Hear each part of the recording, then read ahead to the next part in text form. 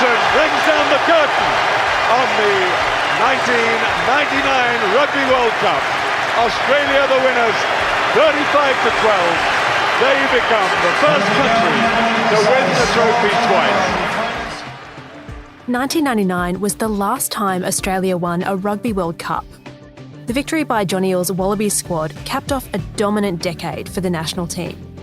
The Wallabies also lifted the coveted Webb Ellis Trophy in 1991, triumphing over England, who were both defending champions and hosts of the Rugby World Cup. And that's it! The final whistle blows. Australia said from day one they weren't coming here to run second, and they've taken the trophy. It was a golden era of Australian rugby union. Players like Eales, George Gregan, Matt Burke, David Campese, Phil Kearns and Ewan McKenzie solidified their legend status. School kids, tradies and everyone in between wanted to be a Wallaby. So what do we want to be? Wallaby. A Wallaby. And then it all fell apart. Players who'd once coveted the green and gold jersey jumped ship to the NRL. Crowds dwindled in stadiums and on TV. For a while there, you couldn't even watch a game on free-to-air TV. Coaches came and went, and then came back, and then went again, some with barely a tournament under their belts. Eddie Jones has quit as Wallabies coach less than a year after being appointed to the job. His decision to step down follows a tumultuous World Cup campaign in France. And the organisation's senior leadership started to resemble a revolving door. Rugby Australia chairman Hamish McLennan has been ousted from the top job after an extraordinary late-night meeting. There's a major development tonight in Australian rugby. The CEO, Raylene Castle, has resigned after the board made it clear she no longer had its confidence.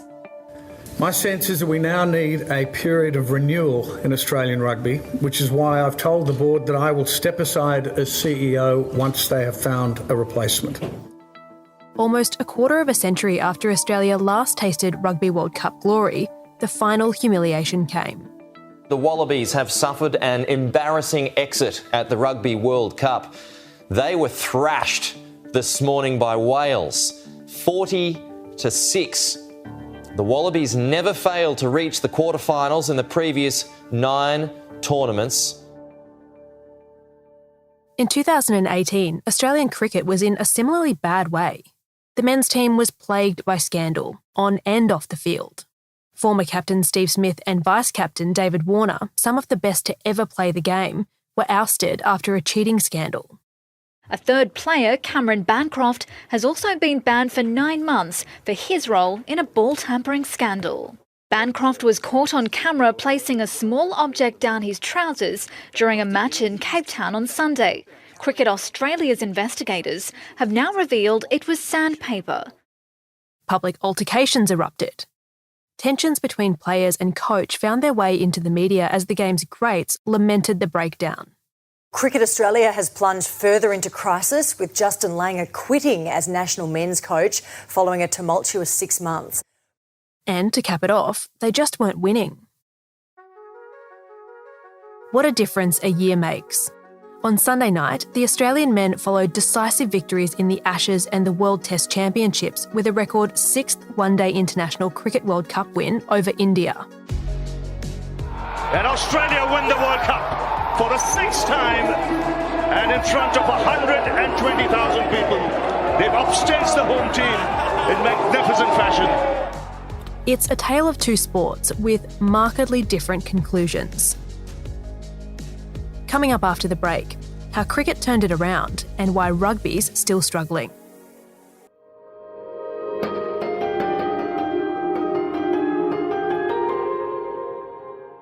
Rugby's woes in Australia boil down to one thing: bad decisions.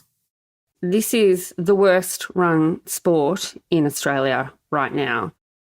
Jessica Halloran is the Australian's chief sports writer. The boardroom is constantly full of chaos. There's no alignment at the moment. You had quite a dynamic and proactive chairman who did all these pretty incredible deals for a code that is losing relevance here in the Australian sporting landscape. He secured a major sponsorship with Cadbury. He helped secure the 2027 and 29 World Cups. He made some questionable decisions, his critics will say, around the recruitment of Eddie Jones. Some people aren't happy with the recruitment of Joseph Suaalii from Rugby League. But he was big, he was bold, he attracted a lot of headlines and a lot of attention, which this code needed. Now, he was clearly speared. But again, going back to your original question, I would say bad governance. It is a very unsteady ship and has been for a good 11 years. There's a lot to be learned from the cricket, which, despite its on-field theatrics, has generally been a steadier ship on calmer seas. I think cricket's turnaround started with Kerry Packer and that breakaway league, and it's the same with Rugby League, the Super League war.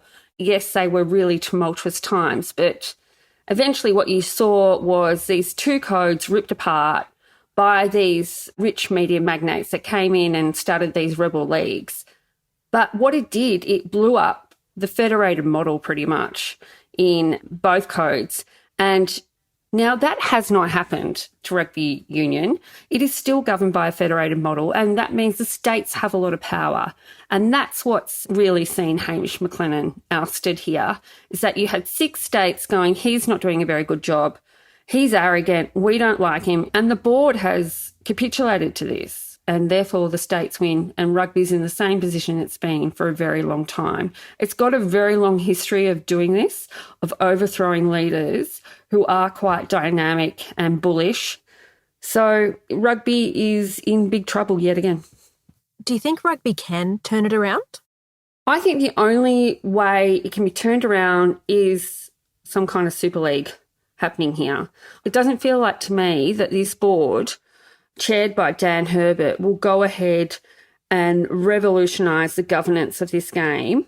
I mean, time will tell. I'm happy to be proved wrong. I hope I'm proved wrong. But I think for the good of the sport, they need to revolutionise their governance model. That's what Hamish McLennan wanted to do.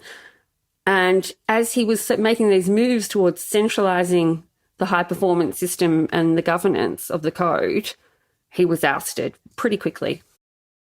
Fresh off a record-breaking World Cup win, the question for cricket now becomes, can they sustain it? I only see more and more success. Look, even in the Women's Big Bash on November 26th, we've got a game coming up. It's the first ever standalone SCG game for the women, and that's a really big moment. And this is a really big time for the sport, and this is also a sport that pays the women the most. And they've got to be lauded for that. So I would say cricket's in really great shape. Jess, there have been plenty of success stories in the women's games while all of this drama has been going down both in the cricket and in the rugby. And I don't want to downplay any of those achievements by asking this question, but do you think all this drama has motivated fans to look further afield for that entertainment and passion and athleticism? If you look at the best governed sports, they're the ones that treat their women the best. Can cricket do more? Absolutely. And I think that's going to happen sooner rather than later. Whereas you look at Rugby Union and they've only just started paying their players properly, and it's nowhere near what the men are making. And that's a real disappointment.